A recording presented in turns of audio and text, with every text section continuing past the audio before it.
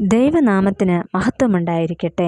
2025 ആദ്യ ദിനത്തിലേക്ക് പ്രവേശിക്കുവാൻ നമ്മളെ ഇടയാക്കിയ ദൈവത്തിന് നന്ദി അർപ്പിക്കാം. ഇന്നത്തെ നമ്മുടെ വായന ഭാഗം ഉൽപ്പത്തി പുസ്തകം 1 മുതൽ 4 വരെയുള്ള അധ്യായങ്ങളാകുന്നു. ഇന്നത്തെ കുറിവാക്യം ഉൽപ്പത്തി പുസ്തകം 2-ാം അധ്യായത്തിൻ്റെ 15-ാം വാക്യം. യഹോവയായ ദൈവം മനുഷ്യനെ കൂട്ടിക്കൊണ്ടുപോയി ഏദൻ തോട്ടത്തിൽ വേല ചെയ്യുവാനും അതിനെ കാപ്പാനും അവിടെ ആക്കി. ഇന്ന് നമ്മൾ ചിന്തിക്കുന്നത് ആദമിനെ കുറിച്ചാണ്. മനുഷ്യ സൃഷ്ടിയെക്കുറിച്ചുള്ള വിവരണമാണ് ഉൽപ്പത്തി 1-2 അധ്യായങ്ങളിൽ പറയുന്നത്. ദൈവം മനുഷ്യരെ തൻ്റെ സാദൃശ്യത്തിലും സ്വരൂപത്തിലും സൃഷ്ടിച്ചു. മണ്ണിൽ നിന്നും മെനഞ്ഞതിനു ശേഷം തൻ്റെ ജീവശ്വാസം പകർന്ന് നൽകുന്നു. ജാതി, മത, വർഗ, വർണ്ണ വ്യത്യാസങ്ങളൊന്നുമില്ലാതെ മാനവ സമൂഹമെല്ലാം സ്ത്രീയും പുരുഷനുമായി ദൈവസ്വരൂപത്തിലും സാദൃശ്യത്തിലും സൃഷ്ടിക്കപ്പെട്ടവരാണ്. ഇവർ സൃഷ്ടിയുടെ മകുടമാണ്. ദൈവത്തിൻ്റെ മറ്റ് എല്ലാ സൃഷ്ടികളെയും കരുതുകയും പരിപാലിക്കുകയും ചെയ്യുന്നതോടൊപ്പം മനുഷ്യ സമൂഹത്തിൻ്റെ തുടർച്ച സാധ്യമാക്കുന്ന ദൈവിക അനുഗ്രഹവും ദൈവം നൽകിയിരുന്നു. ആദം എന്ന പേരിൻ്റെ അർത്ഥം ചുവന്ന നിറമുള്ളവൻ എന്നാണ്. ആദിമ മനുഷ്യനും ആയിരുന്നു ആദാം. എന്നാൽ ഇന്ന് ആദമിൻ്റെ ചില പ്രത്യേകതകൾ നമുക്ക് ചിന്തിക്കാമെന്നത്രേ ആഗ്രഹിക്കുന്നത്. ഒന്നാമതായിട്ട്, ആദാം ദൈവത്തിൻ്റെ സൃഷ്ടിയാണ്. ആദാം ദൈവത്തിൻ്റെ സൃഷ്ടിയാണ്. എല്ലാം സൃഷ്ടിച്ചതിനു ശേഷമാണ് ദൈവം മനുഷ്യനെ സൃഷ്ടിക്കുന്നത്. ദൈവം സൃഷ്ടിച്ചതെല്ലാം നല്ലതായിരുന്നു. അത് മനുഷ്യനു വേണ്ടിയും ആയിരുന്നു.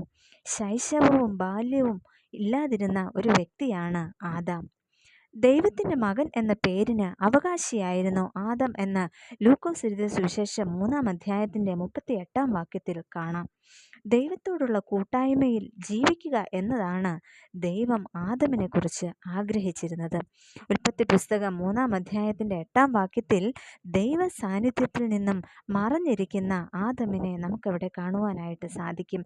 എന്നാൽ ദൈവം ആദമിനെ കുറിച്ച് ആഗ്രഹിക്കുന്നത് എപ്പോഴും ദൈവത്തോടുള്ള കൂട്ടായ്മയിൽ ജീവിക്കണം എന്നതാണ്.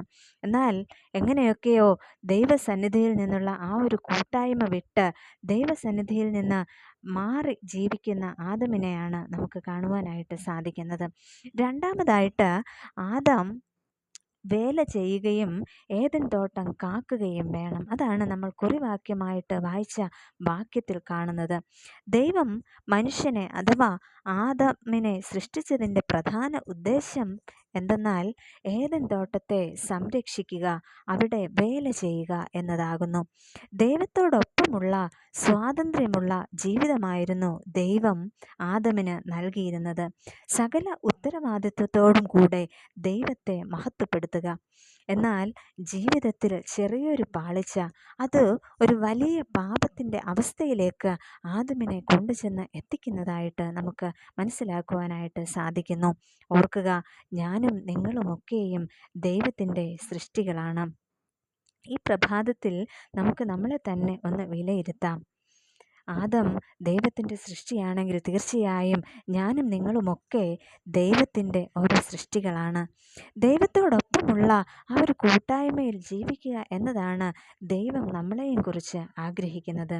അതുമാത്രമല്ല, ദൈവം സൃഷ്ടിച്ച ലോകത്തെ പരിപാലിക്കേണ്ടതും എൻ്റെ ഉത്തരവാദിത്വമാണ്. എന്നാൽ എന്തെങ്കിലും പാപ സ്വഭാവങ്ങൾ നമ്മുടെ ജീവിതത്തിൽ ഉണ്ടോ എന്ന് നമുക്ക് ഒന്ന് ശോധന ചെയ്യാം. അത്തരത്തിലെ എന്തെങ്കിലും സ്വഭാവം നമ്മളിൽ ഉണ്ടെങ്കിൽ അതിൽ നിന്ന് നമുക്ക് ഒഴിഞ്ഞിരിക്കാം. അങ്ങനെ പാപരഹിതമായ ഒരു ജീവിതം നയിക്കുവാൻ ദൈവം നമ്മളെ ഓരോരുത്തരെയും സഹായിക്കുമാറാകട്ടെ. നമുക്ക് പ്രാർത്ഥിക്കാം. ഞങ്ങളെ സ്നേഹിക്കുന്ന നല്ല കർത്താവേ, ആദമിൻ്റെ ജീവിതത്തിലൂടെ ഞങ്ങളെ കേൾപ്പിച്ച നല്ല ആത്മീയ സത്യങ്ങൾക്കായിട്ട് ഞങ്ങൾ അങ്ങേക്ക് സ്തോത്രം ചെയ്യുന്നു. ആദമിനെ അവിടുന്ന് സൃഷ്ടിച്ചതുപോലെ ഞങ്ങളും അവിടുത്തെ സൃഷ്ടികളാകുന്നുവല്ലോ. പാപപങ്കിലമായ ഈ ലോകത്തിൽ ഞങ്ങൾ ജീവിക്കുമ്പോൾ ദൈവത്തോടൊപ്പം ജീവിക്കുവാൻ, പാപ സ്വഭാവങ്ങളിൽ നിന്ന് ഒഴിഞ്ഞിരിക്കുവാൻ ഞങ്ങളെ സഹായിക്കണമെന്ന് യേശുവിൻ്റെ നാമത്തിൽ അപേക്ഷിക്കുന്നു. കൃപയോടെ കേൾക്കുമാറാകണമേ. ആമേൻ.